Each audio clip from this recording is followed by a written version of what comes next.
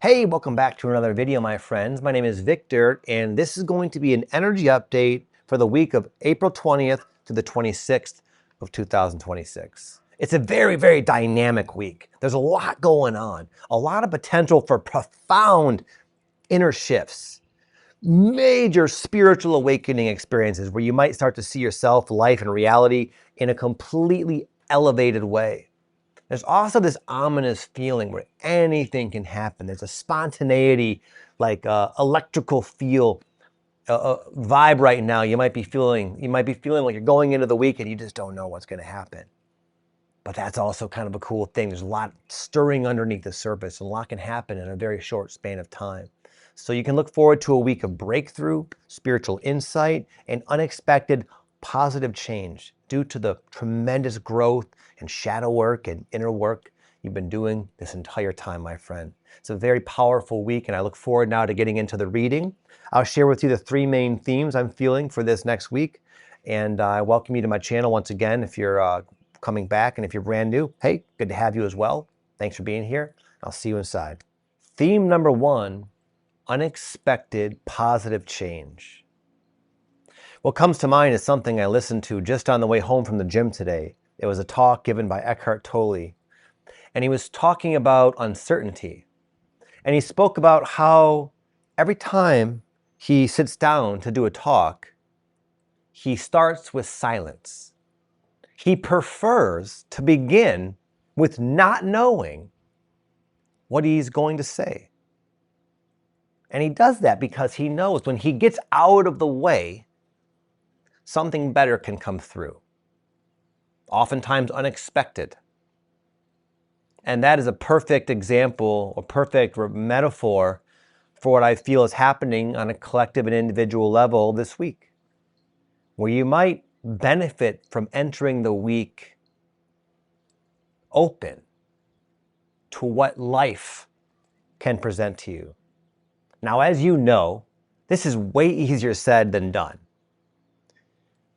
Dealing with uncertainty it's never been my strong suit.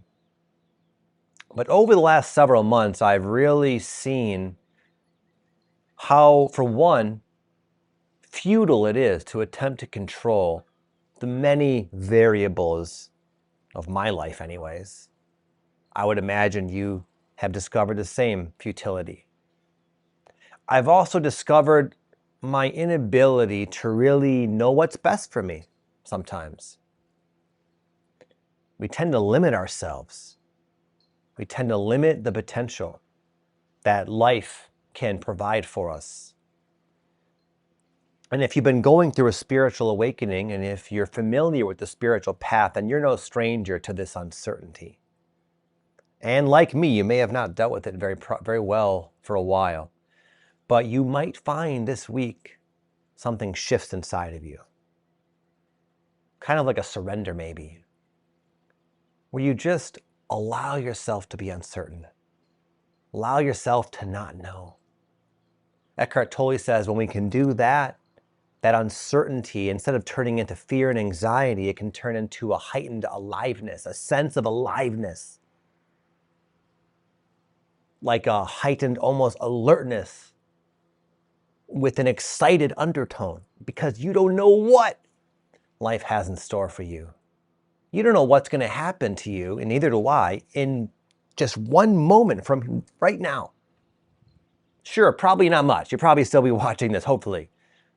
But you just don't know. The other day, and it was this morning, I came outside, my wife said she saw two bald eagles. Beautiful sight for anybody. They're here in Austin, but they're not very common. And at least to me, eagles symbolize having a higher vantage point, rising above the uncertainty, the ups and downs, the attempt to control, having that like foresight, that wisdom of the eagle. Now, we don't have that eagle vision, but our soul does, our higher self does. And from way above, it communicates to us when we need that guidance. And while you might enter this week not knowing how it's going to go, and there might be this ominous sort of sense that anything can happen, like things are about to give, things are about to shift, why not allow that to be surprisingly positive? Some of the most exciting things that have happened to me have been unexpected, positive surprises.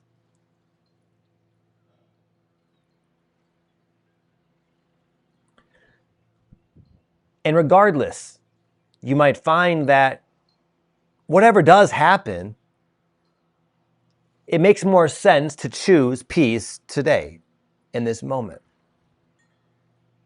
You know, when I started building my business years ago, I was so hell-bent on getting somewhere. I wanted to succeed. I wanted to get to a level of stability and security and abundance for my family. Very honorable, ordinary sort of ambitions for a man providing for his family, or even a woman. And even though that's common, it's what I realized is when I finally got there, it was not nearly what I was expecting. In fact, I'll never forget, this happened one time after my biggest financial windfall that I've experienced in business ever, or at least up until that point. And it happened to correlate around the exact same time my kids went back to school. In fact, they were out of school for a little while because of COVID. So they were home, you know, even like older kids, they were home for quite a while. And then we had this big windfall. I didn't have to really work for a while, and then went back to school. I made it. We were in this nice new house in Austin. And I'll never forget the most depressing sound I've ever heard in my entire life. And that was the hum of the refrigerator. I was sitting alone in the morning time. Kids went off to school. I had nothing to do. And for the first time in a long time, my house and my life were so quiet, I could hear the hum of the refrigerator. And that was super, super depressing. And I realized right then and there, I had been chasing this exact moment. But I was wrong about it. I was very wrong about how I would feel when I finally grasped it. Couldn't wait for the kids to come home. I couldn't wait for something to do. Couldn't wait for a new passion project to emerge from within, to get busy with. The point is, what are you chasing? Where are you trying to get right now? Who do you need to become in order to allow yourself to be happy, fulfilled, successful, safe, etc.? What if you already are fine? What if it's a mistaken approach to life? That's what I'm picking up anyway, just to say. And I think the energies now are so high on the planet, and so many of us have been in like a hibernation state for so long, that we're finally starting to kind of unthaw and wake up. But it's different than I expected anyway. I expected things to be happening, things to changing, and excitement. And I think that's around the corner. But I think what the universe is sort of encouraging us to do before that happens, which can easily be distracting in its own right, is to learn to approach life in a more neutral, mindful, grateful way. Allowing ourselves to be more resilient and accepting of the hard times, and more detached and neutral to the good times, allowing for this nice peace to be in our present no matter what's going on. So these are just my insights about uncertainty. You might find that you're having your own. You might have your own spiritual awakening basically taking place this week, where you start to really look at life and the way you've been going about it in a much more ego-like fashion, giving way for more peace, allowing for more positive spontaneity in your life, leaving room for great spirit or creator to sort of come through and work through you. Eckhart Tolle talks about this in his book about after a spiritual awakening, how there can oftentimes be a great period of insecurity and uncertainty. And he says, but at the same time, you become aware that there was never any control to begin with. We are never in as much control of our lives as we once thought. And as this awakening happens, there's this nature, God, universe, whatever it is, but this unified intelligence starts to literally work through us and rearrange life to put us where we belong, to support us in our growth and evolution so that we may also begin to contribute to this rising consciousness on the planet. So what I'm saying is there's no need to control because there's a much higher intelligence driving this ship, and it always has been. And this is a week where you might start to realize that and take great comfort in it. Allow yourself to align with it. Stop fighting it. Many times unexpected changes can seem negative, and yet they're extremely positive. We just don't yet see that. But we don't have to even worry if it is negative because it's all good. It's all positive when you allow yourself to be guided from within and allow this intelligence to take the reins of your life. Number 2, emotional breakthroughs. What might precede this clarity I speak of is the emergence and yet the moving through very old emotional states that you've been avoiding. Underneath the day-to-day stress usually is an unconscious avoidance of feelings that we felt at one point in our life that we deemed too much or unacceptable, or we somehow disrupted the expression and stuffed them down. And we spend our lives trying to run from them, and yet we can't. Not anymore. Life will successfully provoke these, and they may. And it happened to me just the other day.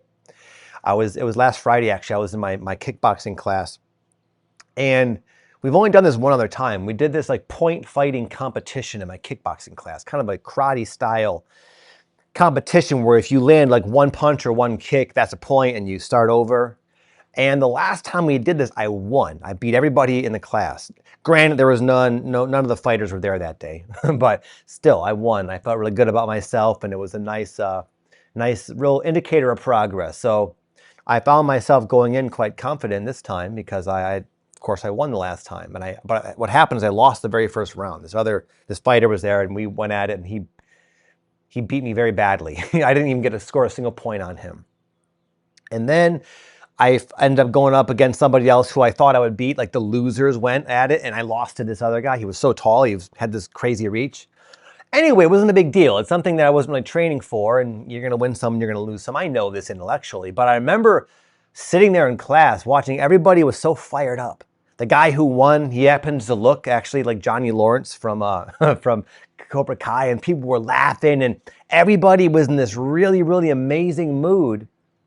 Except me. For some reason, I felt extremely like depressed. I felt really, really like down and out. The feelings didn't necessarily make sense. I understand it was just like this practice thing and it was fine. But I was surprised at how struck I was emotionally, how intensely sad and down and defeated and almost like wanting to give up on life, that type of feeling. And as I was driving home, I was just sort of like contemplating this. Why do you feel this way? And what I realized is, for one, it doesn't matter why. The point is, I was feeling it. And I knew this feeling. It was for me, it's the feeling of times in the past where I failed something I thought I was going to succeed at.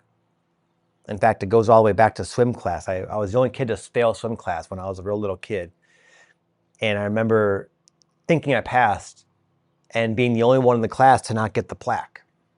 And I have a memory of myself at like 5 years old even, walking home from my neighbor's house because they drove us there and dropped us off. Walking back, I can literally see myself walking back feeling crushed, emotionally just crushed. And that those old feelings, I didn't know what to do with at the time. They were the first time I felt that deep sting of failure, and it stuck with me, come to find. And this little match we did the other day, it like brought them all back. But what I found myself kind of intuitively doing this time is responding to them more consciously, which is to say, allowing them their presence. I didn't try to fix it. I didn't need to understand it. I remember just allowing myself to feel it. I was still thinking to myself, this is awful. This is a really bad feeling. No wonder I was running from it. But nonetheless, it was there. It was strong. It was loud. It was just looming over me like this dark cloud. And then I looked down and got a sip of water and put on a new song on the radio. And I remember thinking like, oh, where'd it go? It was just gone. And I knew what happened. What happened was I finally allowed myself to feel them. And all it was that. It was like 20 minutes of feeling really sucky. And then it was just that whole time, my whole life almost. God, 35 years, I've been arranging my entire identity to avoid this, albeit unpleasant, but not that big of a deal type of feeling. And you might find yourself having your own opportunities this week to confront feelings you've been running from. And in doing so, I felt reborn after that. I didn't even do anything. In fact, what I did was the opposite. I didn't do anything, and that was the difference. Normally, I would have gotten on YouTube, how to deal with failure, positive affirmations to psych myself up. Maybe I'll do breath work. That's running, control. These feelings are not acceptable. Try it. Give it a try. Just even later on today, when you inevitably feel some sort of unpleasantness underneath the surface, just open up to it. I've been doing this ever since Friday, and I've been moving through these pockets of emotions. And it's been resulting in this sort of newfound relationship with the now, as I was explaining earlier. And I think it's very ripe in this week, and I don't see people talking about it. What you'll see people saying about the astrology this week is, and I'll touch on it, it's a time of action. It's a time of making changes. There's the potential to feel maybe a bit impatient. And then there's a grounding effect maybe later on.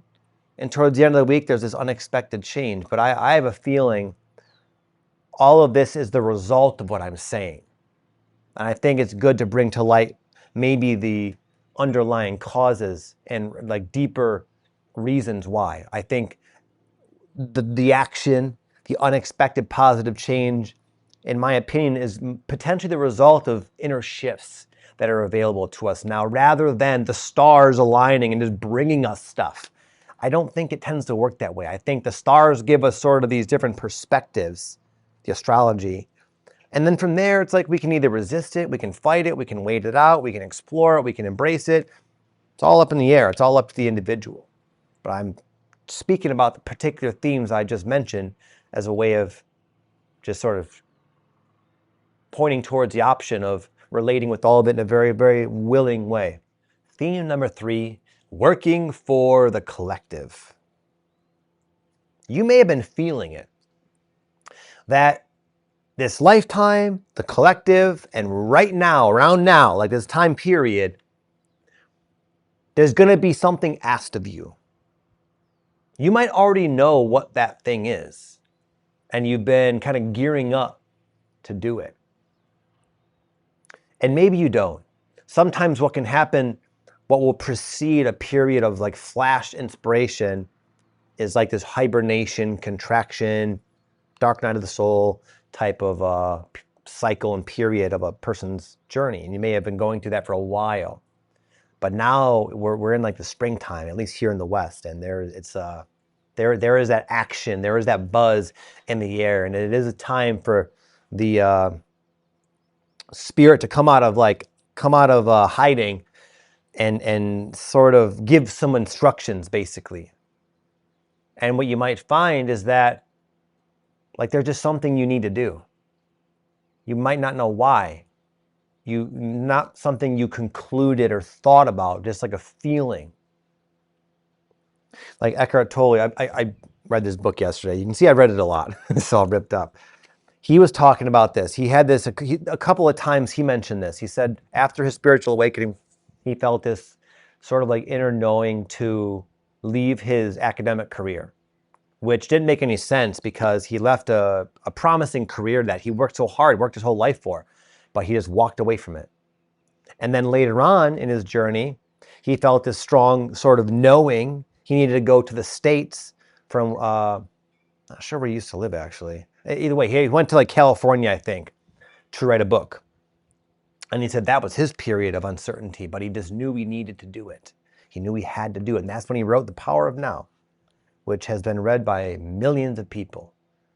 Lord only knows how many minds that book is cracked open in a good way. And that's what I mean by working for spirit. Now, it doesn't necessarily mean you have to write a book that reaches millions of people. Everybody will have their own path. You might not go anywhere. You might have like an inner adjustment where you might start doing what you've always done, but in a different way, in a more mindful way. Maybe you were bringing stuff from your past into whatever it is you do, and it was kind of messing it up and making it challenging, and you clear some of that, and now you can really do it to the fullest, whatever that might be. So just so you know, not everybody needs to have these like big splashes in the world to be valid, to be considered working for the collective or whatever I said. It's all one thing. It's all important. And it's important just to be really true to yourself. And I say that because it's a common thing. Some people, they invalidate their role. And just so you know, it can happen at any level. You might look at me and say, wow, he's reaching all these people on YouTube. Well, what do you know about this? Well, I'll tell you what, getting to where I'm at, you know what my mind does? It looks to people who are making an even bigger impact. And to them, I feel small. And I realize, oh, it doesn't matter where you go, you're going to always feel this way. In fact, I used to know this hockey player, this professional hockey player. Someone I just knew. He was a friend of a friend. I talked to him a number of times. And he was talking to me about like wealth and money. And this guy was like, of course, loaded. He's a professional hockey player. But he was talking about like, he looks up to like your Leonardo DiCaprio is the guy he mentioned in this one conversation. He talked about how Leonardo DiCaprio has this crazy like multi-billion-dollar yacht. And to this filthy rich hockey player, it was like, oh, that's what success is. That's what it means to be making a splash, making an impact in the world. So it's just this, almost like sickness of the mind, honestly, this notion of I'm not enough, I'm not big enough. When what the collective wants for you is just to be yourself, whatever that is. And maybe it's coming to terms with that. Maybe it's coming to terms with not being some huge sensation. Or maybe you're meant to be a lot bigger than you've been playing, and you've been letting fear hold you back. Regardless, luckily, none of this we have to really do. All we have to do is act upon the feelings, the knowingness that I believe will be very awaken you this week. With that said, thank you so much for watching. By the way, once a month, my wife and I put on a free transformation ceremony. We will do either somatic release breath work, very powerful modality if you've never done it, for releasing pent-up traumas, emotions, and really cleansing your nervous system in a very real, tangible way. We'll do other types of modalities like Jungian shadow work, QHHT. My wife also teaches about the plants and how to connect with the plant consciousnesses of the planet, even like non-psychedelic ones. A lot of good stuff we do is totally free. Transformational sessions once a month.